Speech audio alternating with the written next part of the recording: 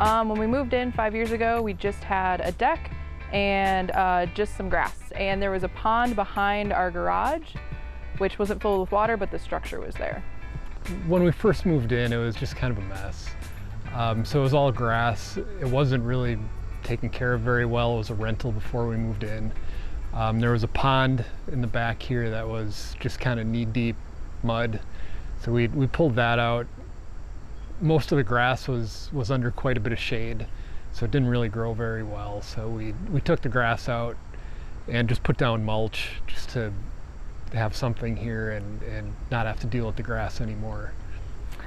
We started making changes because we both wanted some gardenscapes, be able to have like a vegetable garden, food that we could enjoy, some bees perhaps, just a nicer looking backyard besides just grass. Since it was a sloped backyard, the grass wasn't too great.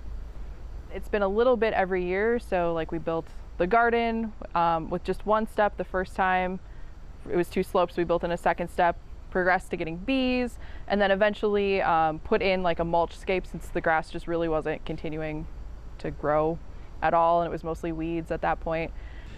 As far as building our raised bed garden, we started off our first year with just one sloped raised bed, and it didn't really work so well. It just all the water from the rain just washed the whole thing away. So we ended up putting in 2 terraces just to keep things in place. We have 2 beehives back here. We're hoping to go for 3 next year. They're fun, but they're also a challenge.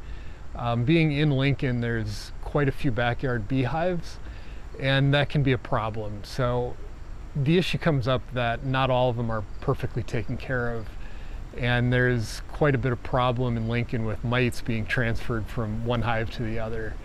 So you really have to keep on top of that, but otherwise there's a lot from the forage on. So anybody that's looking to redo like a new landscape or an existing landscape, and you're not exactly sure what you want to do or how something's gonna, actually grow in your yard, I would take it step by step.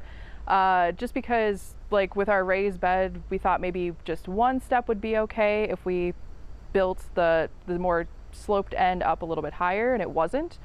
So then, we had to adjust that, and you're not always sure if a plant is really going to do well in certain spots, depending on like the sun, the shade, and if you take down a tree one year, that's going to affect like your plant community. So I recommend taking it slow, because then, your ideas might change too.